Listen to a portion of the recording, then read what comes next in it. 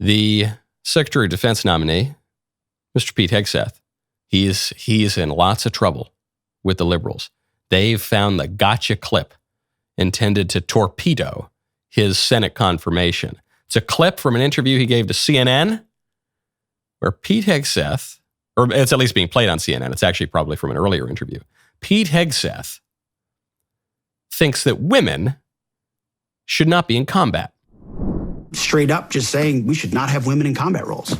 It hasn't made us more effective, hasn't made us more lethal, has made fighting more complicated. We've all served with women and they're great. It just, our institutions don't have to incentivize that in places where not traditionally, over human history, men in those positions are more capable.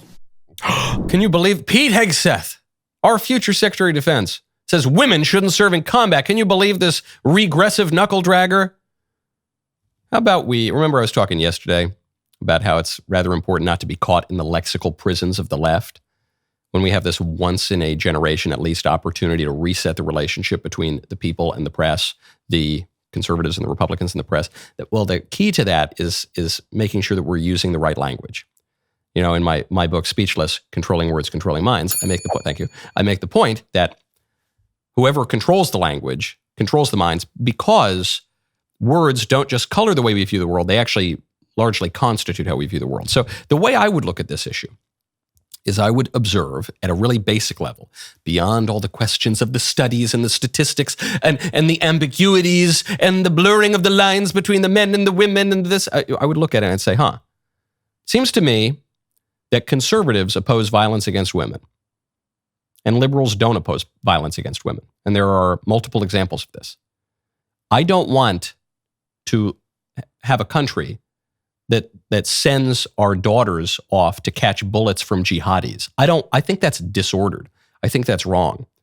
Even if some of our daughters want to go do that, I think that's just a wrong thing to do. I think that's not right. Men should go out and protect women. Men and women are different. Remember, we still believe that as conservatives. Maybe some people on the right don't, but most normal people believe that men and women are different. And one of those differences is that men ought to protect women. And it is wrong for a country to send our daughters out, including maybe through the draft, as many Democrats would like to see, to draft women to go out there to catch bullets from jihadis to protect effeminate, weak, and disgraceful men. I think that's wrong. Another example would be in sports. The left wants girls to be forced to compete against men in sports. And the problem with this is not that we all love the WNBA so much. No one really cares about the WNBA. The problem with this is that it's gravely unjust and that it puts women at risk. There's that story that came out a few years ago of a high school girl playing volleyball, was forced to play against a man. The man spiked the ball at her, gave her a brain injury. The girl will never be the same. She's partially paralyzed. There was the case of the Olympics, where a fighter who would appear by most evidence to have the biological markers of a man was allowed to compete against women. In fact, one of his medical records reportedly leaked and showed that as a matter of chromosomes, he was a man. So he's beating up the women and he's winning the games. I was talking to a gal at a school I was speaking at recently who said, in jiu-jitsu, actually, I liked it, but then they got into the trans thing, and then all the prizes went to the men. The men just kept beating up the women. So the left is for that. The left is for violence against women. Conservatives oppose violence against women. Pete Hegseth opposes violence against women. I think that's the right attitude to have. By the way, everyone had that attitude until into Obama's second term. Right now, go to expressvpn.com/election. You remember the good old days of the internet? Remember when it was a place you could go to be free from corporate greed and government meddling, kind of like America itself, if you think about it. Unfortunately, now many of us go online knowing that we are constantly being tracked. Your internet service provider can see your entire browsing history. In the US, they are legally allowed to take this information and sell it to other third parties. Who knows what they plan to do with that info? This is why I use ExpressVPN. ExpressVPN is a virtual private network that reroutes 100% of my online activity through secure encrypted servers, shielding it from the prying eyes of my ISP and any other third parties. ExpressVPN also hides my IP address, which is the number that identifies you on the internet. That means data brokers can't track me. My data are actually mine again. Imagine that. You can also protect your whole family. First of all, it only takes one tap to connect, so even your kids can figure it out. ExpressVPN works on all of your devices, phones, tablets, TVs, and desktops. You can have ExpressVPN on up to 8 devices. Isn't that even better? At once, which is more than enough to protect everyone under your roof. If you want to return to the good old days of online privacy and freedom, get ExpressVPN. You can use my special link, get 3 extra months of ExpressVPN for free. ExpressVPN.com/election.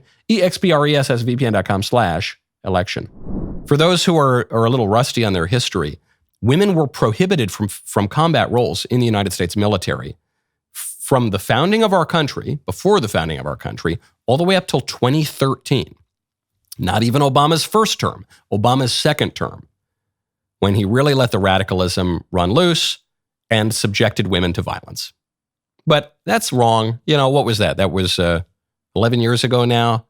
That seems like an error. I think we've made a lot of errors over the last dozen or so years, and part of President Trump's mandate in being elected, especially this time with such a landslide, is to correct some of those errors. And I think Pete Hegseth is a great guy to do it over at the Pentagon. Now, speaking of major positions being filled, we now also have a Senate Majority Leader to succeed Mitch McConnell. The winner is, drumroll please, John Thune. Most people are not going to be all that excited about that pick. John Thune is not the most right-wing warrior, not the most rock-ribbed conservative out there. According to Heritage Action, it gives him a conservative lifetime score of 62%, which is to say that he is ranked with the average Republicans in the U.S. Senate.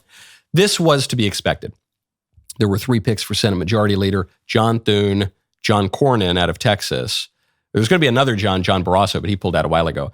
The other one was Rick Scott. And so a lot of the conservatives were pulling for Rick Scott, but not enough, because the vote basically just came down to Cornyn and Thune won. Okay, I know some conservatives are going to be a little disappointed about that. However, I'm not in any way surprised.